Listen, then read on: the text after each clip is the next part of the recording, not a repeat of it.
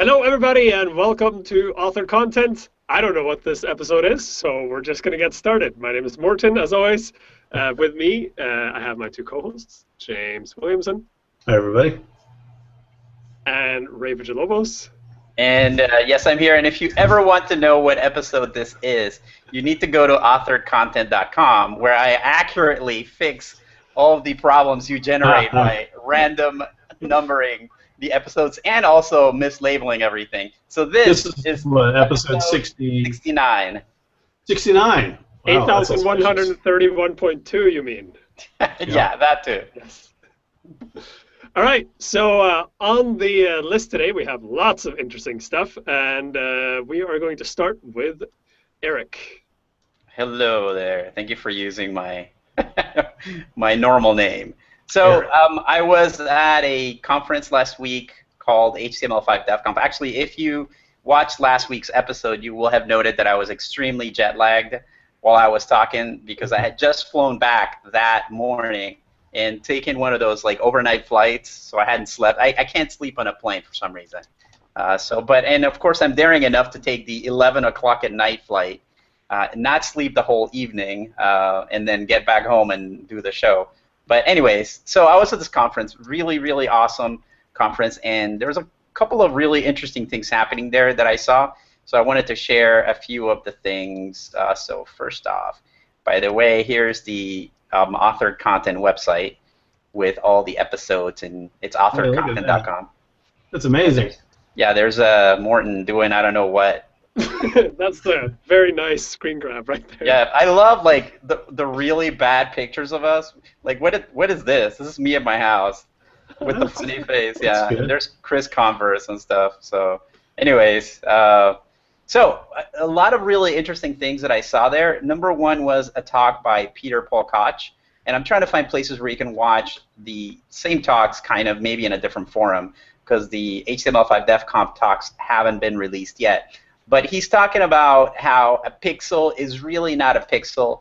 And for example, when you look at a website on a small device and you zoom in, what you have defined as being a pixel being a certain size, or what you've defined as a width of 320 is not really 320 because you're taking each of those pixels and now you've zoomed into them. So that pixel is actually a lot bigger than it should be. So he does a super awesome job at explaining extremely complicated things. I'm not exactly sure. I think he has more time than the average human being to explain things.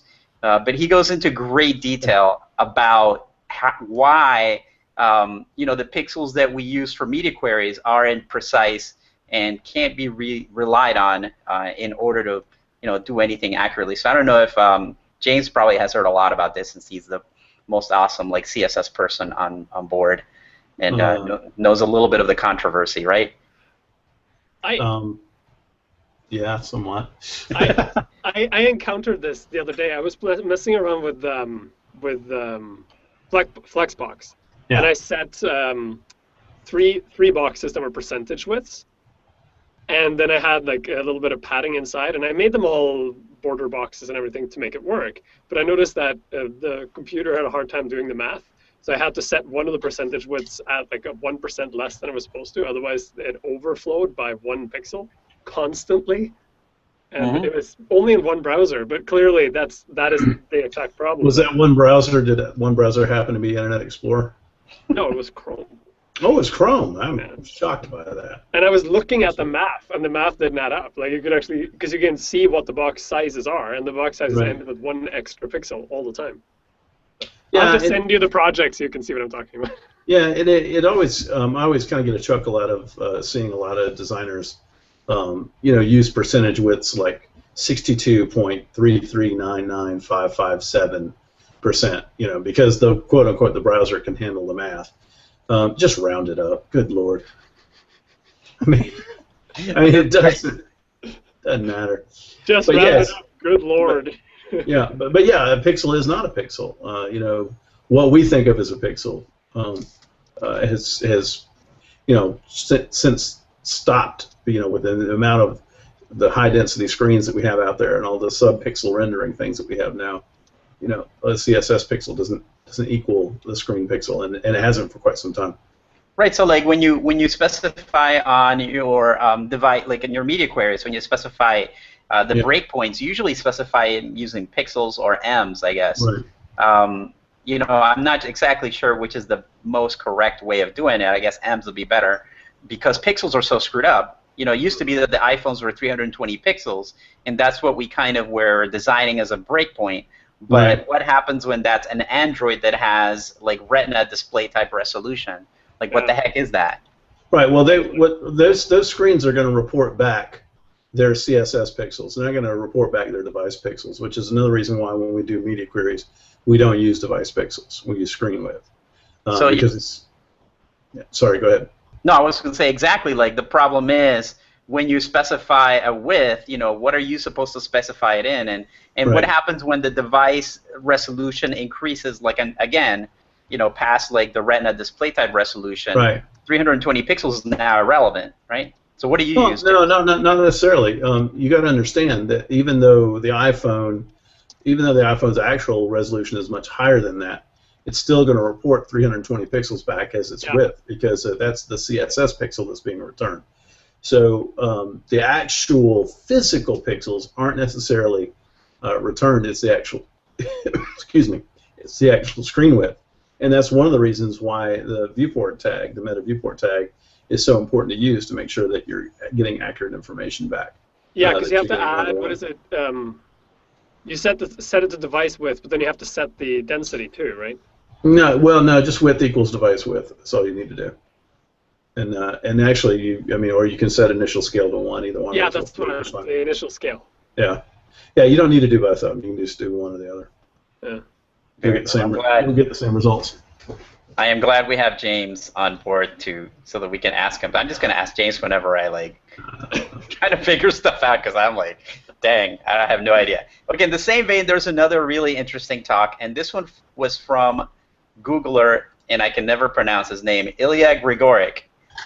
Really smart man. I've seen this one, and it is really good.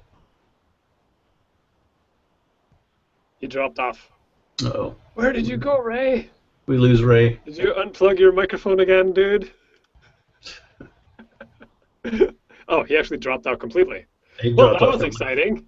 It was, and I've seen that presentation, and it's really good. It has more to do with Google's web fonts and how to improve performance than overall web fonts, but it's quite good. Well, that's a good topic because Google web fonts tend to be pretty laggy. They do. As a matter of fact, Doug Winnie, who was supposed to be here today, I think, had shot me an email a while back saying, "Hey, you need to write a blog post on web fonts performance." No, hey. Yeah, we finished the conversation on web fonts. Yeah, so this was kind of a deep dive into web font performance, and he made sort of an interesting note about how when you're using something like Typekit, they base64 encode all their fonts, so the stuff doesn't cache as well as something like Google Fonts does. And he had just a deep dive into everything you could possibly want to know about web fonts and how to make them faster. So that's another good sort of thing to check out on the web if you've got it. And then other than that, there was a conversation that I went to from Zurb, the makers of Bootstrap's competing framework called Foundation, and how they're trying to integrate it super tightly with AngularJS in the future. And they're going to have two versions of Zurb Foundation. One of them is going to be sort of for desktop, and the other one is going to be for apps, they're going to call it. So they're going to focus this new version of it to be tightly integrated into Angular and then turbocharge it for building applications, which is kind of an interesting departure for them. That sounds wise because, I don't know if you heard, but the WordPress JSON REST API will be released in WordPress 4.1, so that means by the end of this year. And then WordPress will become a RESTful application, at which point all templating is, all PHP templating goes out the window. That's true. That's awesome. I think everything's going towards that sort of appified structure. So, okay, one more thing was, this is kind of the big news. There's a framework called Famous that is designed to be super fast on mobile devices. And they released it out to the public. It used to be that you had to get an invitation in order to get access to the framework. And they released it at the event, at the HTML5 DevConf. And it looks really interesting. I haven't played around with it enough, so I can't really tell you much about it. But it just makes everything that you try to do on a phone super fast and responsive. It's a lot of stuff that you do with something like jQuery Mobile gets a little bit clunky. They've kind of turbocharged the way that the application works so that things become sort of very, I don't know, responsive to touch and extremely fast regardless of the device. It's another one of these attempts, I think, at trying to get applications as fast as native applications on the web. So that was kind of interesting. Then, I didn't see demos about this, but I've been hearing a lot about the Facebook's React framework. It's a framework that has an MVC structure, but it's really focused on the view part, so the templating part and building applications. So I'm thinking this is something that I'll probably explore sometime next year. That and another framework called Meteor that's sort of like a way to create applications without having to use stuff like AngularJS. And it gives you a complete framework with online building tools for creating apps. Why are there so many frameworks? I know, man. I know. I mean, I have heard about React for a long time, and I haven't. I'm like, oh, great, another app framework. Great, it's from Facebook. Awesome. So I'll never do anything with it. But I'm keeping on hearing a lot about it, so it's definitely something that I need to check out and explore. So that's usually I live on that sort of like paper thin edge of frameworks that I need to explore and cool stuff that I need to just avoid. So I don't know. Wow. Sounds like you had a lot of interesting things there. Just on the web font thing, I don't know if you guys have heard about this. It's there's a web font, open source web font library called Brick. That purportedly has better performance than Google Fonts and has most of. Oh, that's right. Yeah, I've seen this. I have not. So they if you go and get Open Sans, for instance, is on Brick too, so you don't have to use Google Fonts if you don't want to. So I haven't actually tested it, but the claim is that this is more effective and more less browser intensive than Google Fonts, and many of the same things like Droid, Serif, and is it free? The same stuff. Yeah, it's open source. It's on GitHub, of course, like everything else. So I haven't checked it out, but it's part of that conversation about the performance issues with some of these libraries. Yeah, I think I'm just going to use Google Fonts. So that was kind of like what I got out of the whole talk. Like, just use Google Fonts, dude. You'll be fine. They optimize everything. And I don't know about you guys. Do you guys use the import, like the add import tag in CSS to import your Google Fonts, or do you use the link tag in the HTML? I unqueue it, so you what? It ends up I unqueue the scripts in, so that ends up or I unqueue the styles into WordPress themes, so it ends up being a link tag. Okay. Yeah, I think I'm switching to like the add import CSS command just because it's in the CSS file.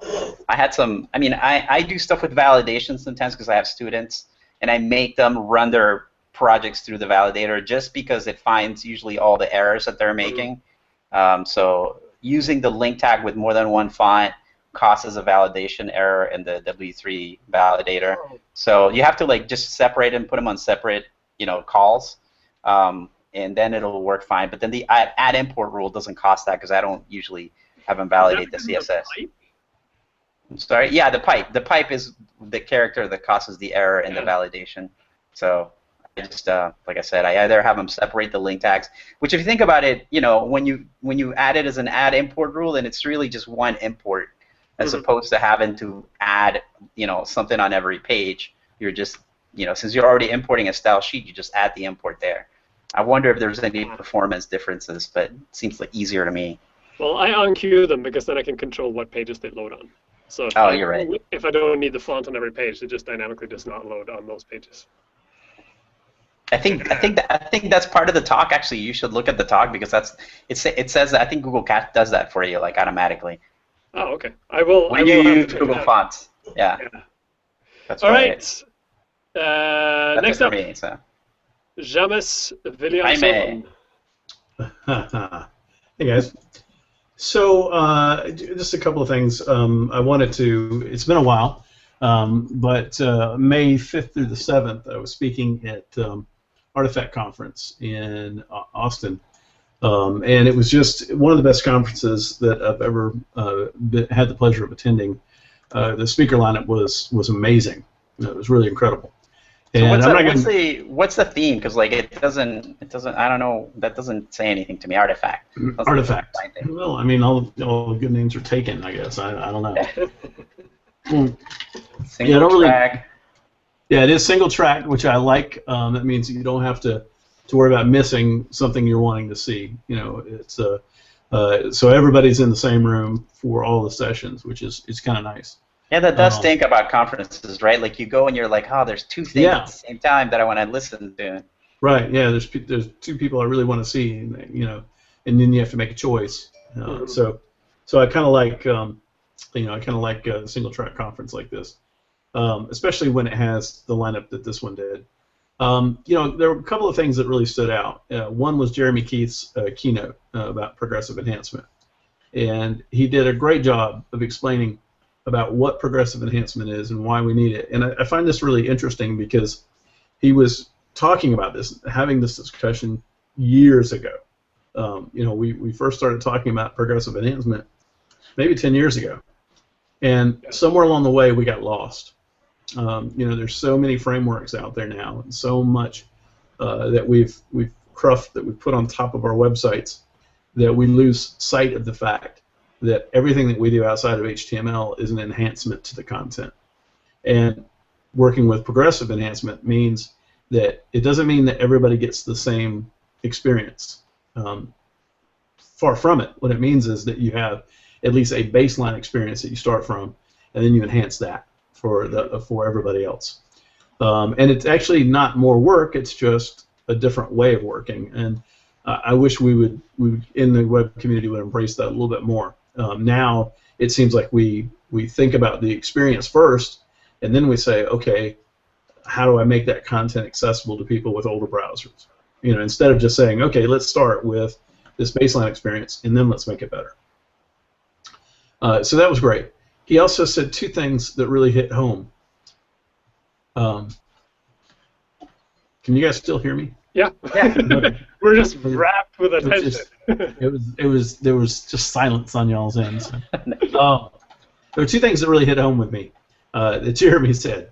Number one, there is not such thing as a web platform. It's not a platform. Quit calling it that, which I loved, because it's not. We try to draw parallels between native platforms, but it's not a platform. And the second thing is there's no such thing as a web app. So cut it out. It's just, as he said, it's just a kind of a bullshit term that people throw out there. Everything that you make on the web is a website. So quit saying you're making a web app. You're not making a web app. You're making a website. It may work great. It may do cool things, but you're making a website. So never lose sight of that. Man, I got a couple of courses named like that, though. I'm leaving them. It's a great marketing term. It is, well, and that's exactly what he said. It's a marketing term. It really is. I'm not. That saves me 2 extra words every time I talk about what I do. There you go. You don't have to talk about web applications. Yeah. Stephen Hay did a great job on some different tools out there for browser-based design. He does a lot of command line stuff. So a lot of the tools were more like command line tools. Like he talked about ImageMagick, which was a really neat tool for converting images. But it's all command line. So for somebody like me, you know, I sweat a little bit when I think about using it. But or you can just use WordPress and then it's built in. Well, there you go. But he showed a couple of demos and that stuff was awesome. You should look at my next course because I teach you how to there you workflows with image compression and stuff like that. Pretty awesome. Okay. All right. Justine Jordan talked about responsive email, and she was amazing. And it made me nostalgic for the way that I used to design websites because she's still using tables. She's still, it's just wow. Wait, so she's making responsive tables for email? Yeah, absolutely. What you do is you create two tables, and you stack them side by side, and then when the screen size gets small enough, one table will go below the other one. So you sort of make your columns and tables. Because everyone keeps asking about how to make responsive tables for websites, so maybe some of the stuff she's doing might actually apply to websites too. Yeah, it's worth taking a look at. She's something. Then I talked about icon fonts, as I do. And then the guys at Capital One. This is really interesting. I got to meet these guys and hang out with them a little bit. They're a really interesting group of guys. Rob Huddleston, Scott Childs, Brian Dillon. They work for Capital One, and they wanted to redo the Capital One website as a responsive website. You would think that most banks would have it, but they don't. Most banks have a separate, mobile site, and that's what they had, and they were like, this is not the way we should be doing this. So what's interesting is instead of starting this big initiative, they just did it, and they didn't really tell anybody. They did it kind of silently in the background, and knowing that pretty much that if they did it and it failed, they were probably going to be out of a job. Mm-hmm. But they got some buy-in from some people high up, and got them to buy into what they were doing, and they just did it, and their results were astounding. So much so, in fact, that the MDOT site was retired 2 months after they went responsive. Nice. Which is amazing if you think about the corporate structure of a huge bank like that. Getting those metrics back to have somebody say, yeah, we don't need the MDOT site anymore. Because what was really interesting is you have these people who are responsible for the M site and the MDOT site, and obviously they're going to fight for their job. So there was a lot of pushback against it, and their response to that was, well, these people could be freed up to do other things, to build tablet applications and and mobile applications and things like that. Yeah. They can be freed up to look for unemployment or something. Well, that too, but especially for banks, there is still a significant space for actual apps. That's for right. Devices, right? So it's not like it all needs to be on the web. Yeah, when you think about all the different channels that exist within that bank, and the apps needed for it, there's a lot of work for everybody. Val had talked about animation. She's amazing. If you ever get a chance to see her talk about animation, do that. Matt Griffin gave us a preview of a film he's making called What Comes Next, which is on Kickstarter. So go look for it on Kickstarter. I'll put a link in the chat pod because he needs backers for it. But he's making a documentary about the web, and really from the perspective of the people that helped sort of build it. So Jeffrey Zeldman, Brad Frost, Ben Callahan, people like that are going to be in the movie, and it looks really good. So there's a trailer online. He showed us a trailer, and it was great. And that was just day one. The second day, Stephanie Rieger talked about the emerging global web, and she put some very sobering stats online about how and where web content is being consumed. And we tend to think, obviously, because we're in America, or at least we are, you're in Canada, so we're in North America. We tend to think with a very North American-centric view. But when she listed the top 10 websites from 10 years ago, and the top 10 websites now in terms of traffic, there is a huge shift towards the East and Asia, and that shift is going to just accelerate. So it's really one of those things that as designers and developers, we might not really have globalization on our mindset right now, but we need to. We need to have it in our mindset because it's coming. So it was really, really interesting in terms of which economies are starting to emerge and come online, and how those people use the internet, because it's used drastically different in Asia and Africa than it is, say, here in North America. And there's a few people in those places, like yeah. 5. Right. A couple of billion. Just back to what you were talking about, the movie. Yeah. The Kickstarter project for What Comes Next is the Future ends in 17 hours. Oh, wow. Well, so get in there and they have met their goal of their goal was 55,000. They're at 62,000. But if you want in on this and get your name mentioned somewhere, then you have 17 hours. And they actually have really good perks. Like if you pledge 35 bucks, you get, and you can pick different ebooks like Mobile First from Luke Wroblewski. Like there's a bunch of different perks. So if you haven't already, it's worth investing 35 bucks in, because this is the documentary we all want to see.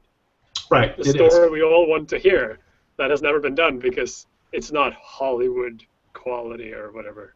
Yeah.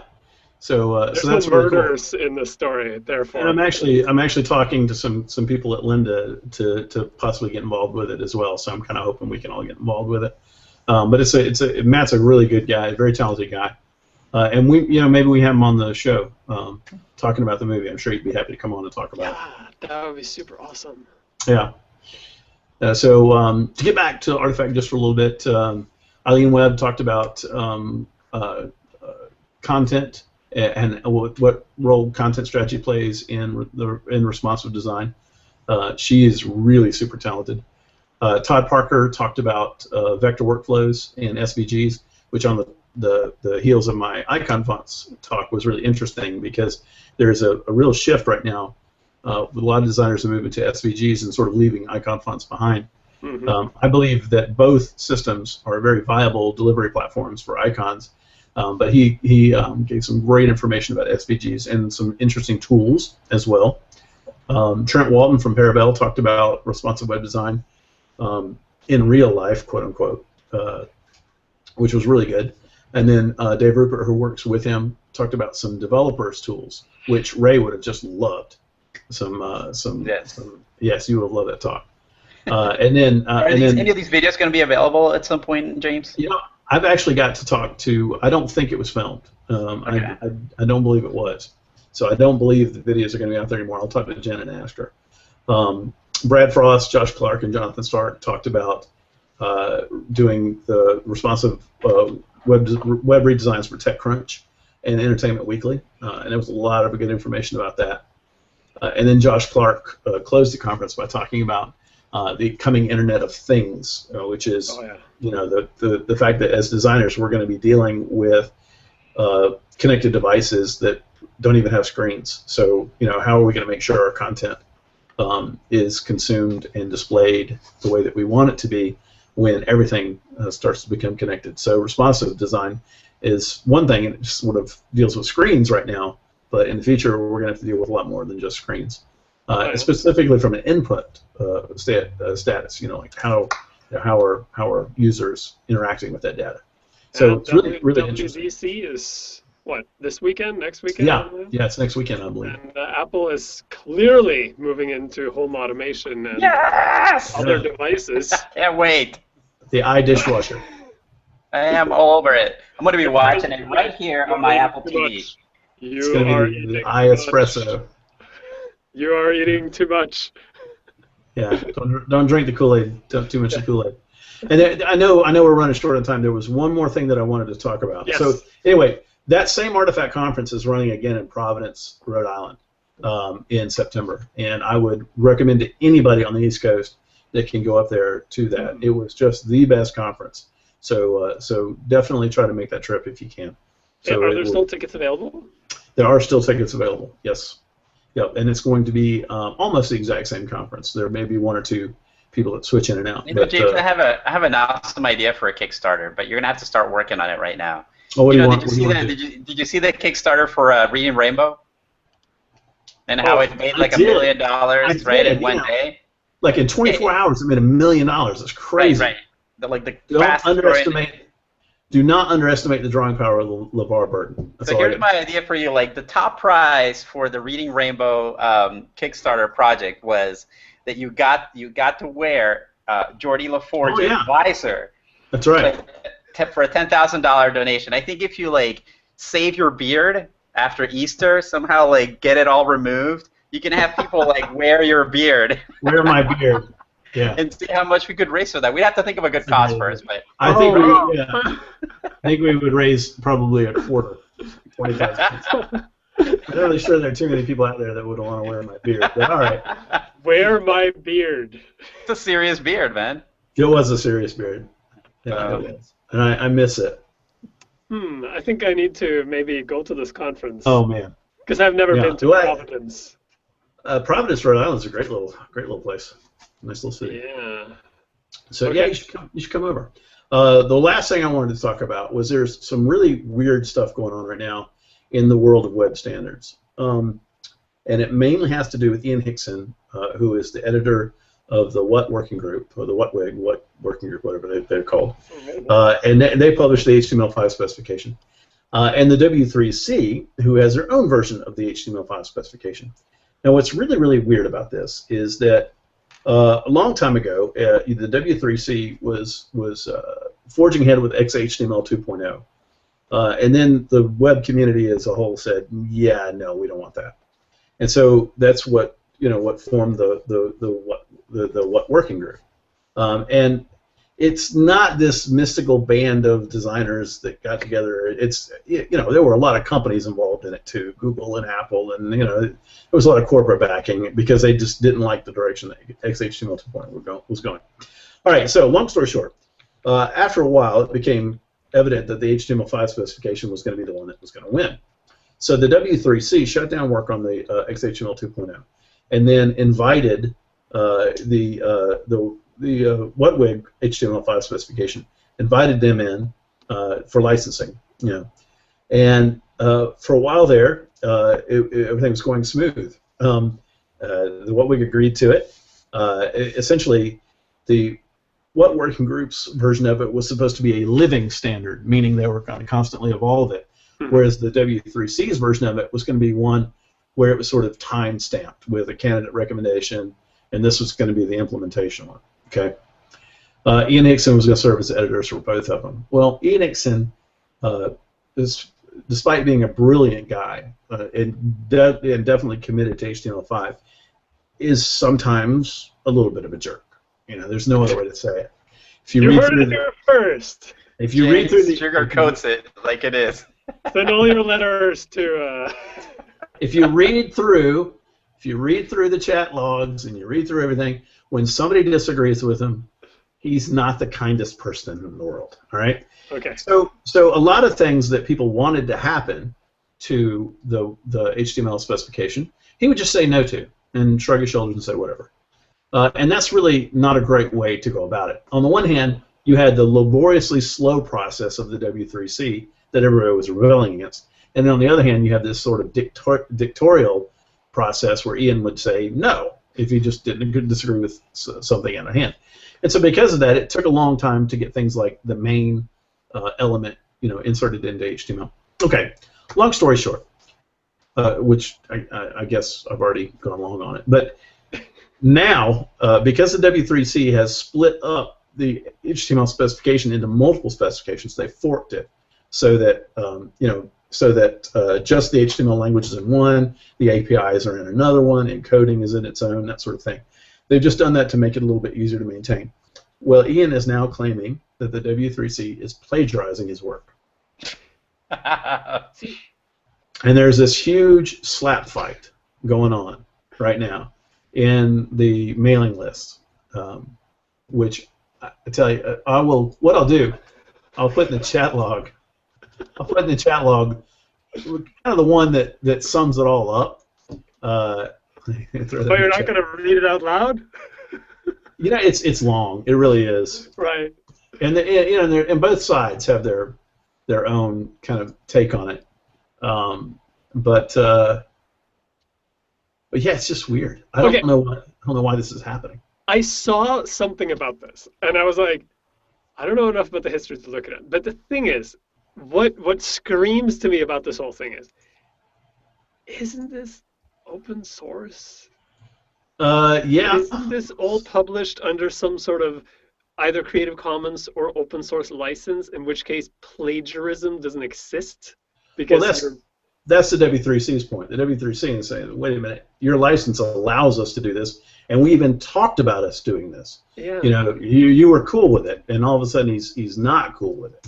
I mean, so there is the attribution thing. Like if you're explicitly saying, I wrote this, all these words were written by me, then yeah, you have an intellectual right to say that was your product. But it's hard to claim plagiarism in open source, because the whole point of open source is that anyone can take it, reuse it, and then change it into something else and make it into their own product. Well, part of Ian's problem, and I think he has legitimate beef here, is that the W3C is forking his spec into smaller specifications and then listing their own list of editors, and they don't mention him anywhere. Oh, so he'll write something and they'll fork it and throw a couple of other people's names on it. Now they will continue to work on it in some cases, but yeah, it's kind of weird. And this is exactly what I thought was going to happen, although without the fireworks, was that we would get two slowly diverging specifications, and it makes it harder for developers and implementers, because which one are they supposed to, implement or follow? So this will not last. I don't think it's going to work long term, and I think eventually we're going to see a reconciliation of the two specifications, or the development community, the implementers are just going to look at one of them and say, yeah, whatever, enough, we don't care anymore. So yeah, we don't really have time for this. No, it's a fascinating subject, though. No, I mean not us. I mean, we ask the people who build stuff for the web. We don't have time for this kind of squabbling and nonsense. Right. We just need something that actually works. I don't really care about the drama. I want workable, functional solutions we can implement. Right. I understand the beef. I understand the frustration. But at some point, there are larger things at play here than attribution of ideas and things like that. So Morten, before we go, you got to tell us, how do we make money in an open source universe? Yeah, this is actually a fantastic segue into what I was going to mention very briefly. So, as you know, I work in open source. And so does a lot of people, and more people are moving to open source. And invariably, you encounter two types of questions when you work with open source. One is from the people who build content with open source. The other one is from the people who buy content from someone who builds it with open source. And it basically is the same question. It's, how do you make money off it, and where's the value in it? Because if you are a vendor, so you're making something with open source, you can't actually sell your product, because the product is open source. It's built on someone else's work. You are changing it, and when you redistribute it, if you're under GPL, you are giving it away in such a way that anyone can take it and redistribute it to someone else. So the product in itself has no value. And then on the purchaser side, that same question comes up. I bought something off you that you built on an open source platform, and it says right at the top, GPL licensing. So doesn't that mean that anyone can just come and take my website or my whatever it is you build and just implement it on their site, and I can't do anything about it? So in a very, very simplified way of looking at things, when you work in open source, you are not selling a product, you're selling the service of producing it. You're selling your intellectual skills and your technical skills. You see it in when you buy things like plugins or themes or anything else for any of the open source platforms, that you'll often see they cost money, but what you're paying for is what's called a support license. And the support license gives you support for maybe a year. And they also say things like, you can only implement this on one website, but what they mean is, you can implement it on one website and get support for that one website. You can technically just keep porting it over to other websites too, but you won't get support for any of those projects. So you're actually selling your time and your skills in building something rather than the actual product itself. The product itself, with WordPress and Drupal and everything else, is published under GPL and therefore is redistributable by default. And anything you build on top of one of these platforms inherits the GPL license. So you can't get away from it. Now, from a purchaser's perspective, so a client of someone who builds open source, this sounds nefarious. This sounds like a terrible idea, because you're basically buying a product that then anyone can just take and rebuild. But in reality, it's anything but. It's actually ideal for a client, because when they have the product, they can hire anyone else to work on it, and they won't have to go through any kind of licensing problem with the original designer or developer. The other thing is, yes, once you are the owner of the product, you can redistribute it in any way you want. you don't have to. You know, no one can go into your server and grab all the files unless you have the most insecure server on the planet. So there's no risk here of anyone going to the site and taking the site and then republishing it. At the same time, no one can go to you and say, your website was published under GPL, therefore I have the right to have it, so you must give it to me. It's not how it works. So there's no actual inherent danger in it. And the reality of all of this is, and I'll show you a very, very good example of this. Are you guys aware of the website called Uncrate? Yeah. Yeah, so Uncrate was really popular a long time ago. They've kind of dropped off the face of the earth a little bit, like everyone else has, like these, you know, in trends. But they were on the top of the design game for a couple of years ago. And when you go to the Uncrate website, let's see if I remember the speed key here. No, that gives me mail. That's not what I want. Hold on. What is it? I need to see the source code here. Grr. Inspect element. Sorry, I'm just browsing on my other screen. Do whatever you want while I'm messing around my computer here. Why am I having such a hard time with this? It's because I'm on a Mac. There we go. There's a course on lynda.com. But... Yeah. I just Mac want OS essential training, by the way. Probably, yeah, I could probably help you with that.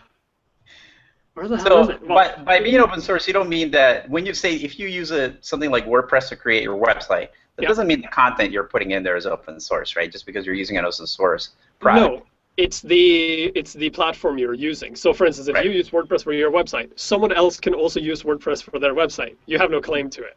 And if I build a WordPress theme, if I build a WordPress theme and give it to you, then it becomes your WordPress theme, and you can choose to redistribute it if you want to.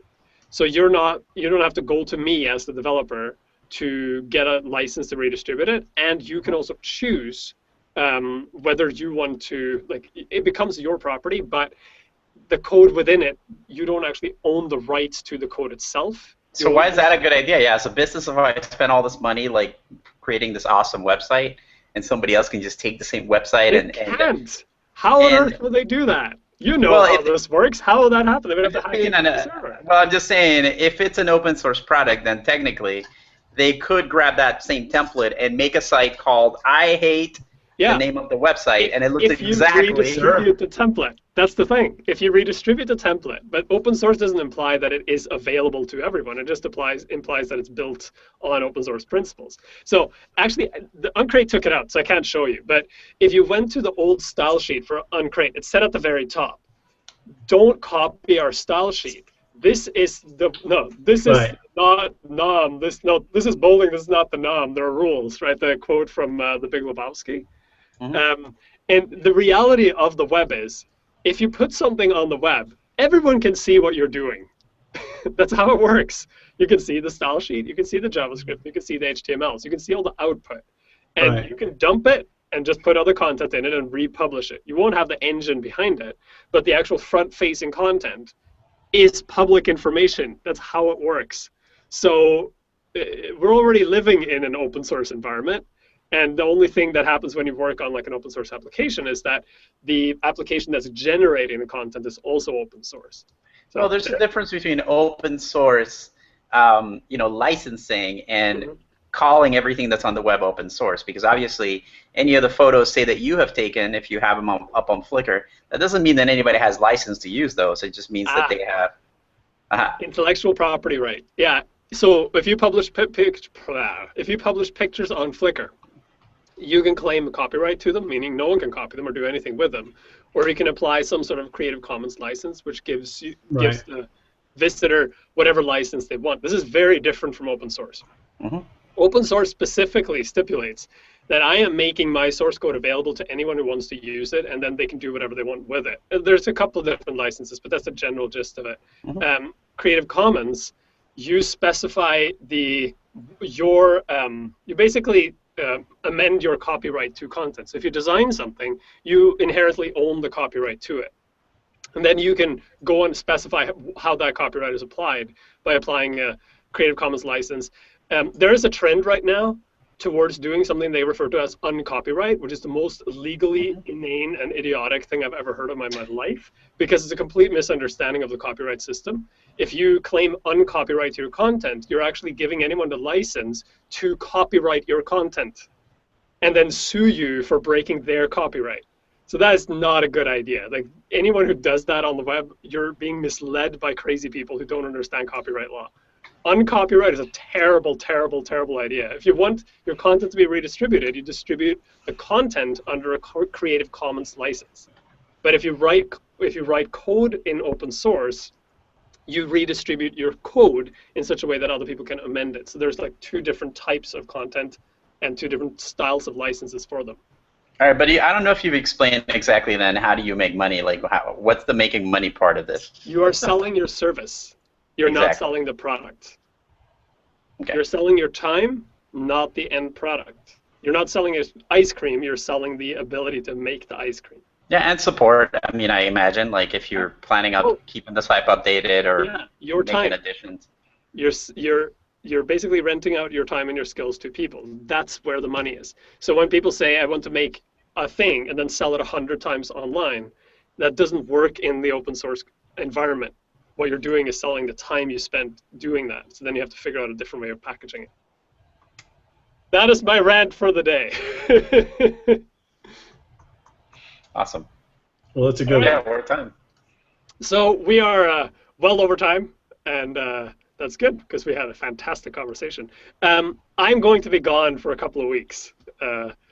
So it will be up to Ray and James whether or not the show is on the air when I'm not here. I'm staying out of it completely. I'll be out of internet range. So that's just how it's got to be. So I'll be back here in... That's got to be 3 weeks' time. So I guess the Romanian friends don't have good internet or something, huh? I believe I will be in an airport next Friday. No, I'll be at a wedding next Friday, and then the week after I'll be in an airport during our airtime. So that's never stopped me before, Morten. Not this one. This airport will not be the one I want to broadcast from. Got it. But I will be back in a couple of weeks. Author content may or may not be on air. I'm going to stay out of it because I'm not here. Ray and I will talk about it. We'll see. All right. And in the meantime, you can go watch the backlog of shows or check out Ray's snarky comments on my numbering systems. But we will be back later in the summer. So until then, I want to thank my co-hosts, James Williamson and Ray Vigilobos. Hello. As always. Hello. Hi. Hello. We're just thinking about going to see X-Men this weekend. So. I've already seen it. You want me to spoil it for you? I just actually read the comic books, the Days of Future Past episode. I believe they have superpowers. Yes. I think that's the premise. Something about superpowers. It was pretty good. Okay. It was pretty good. All right. And with that, I bid you all adieu. Bye, everybody.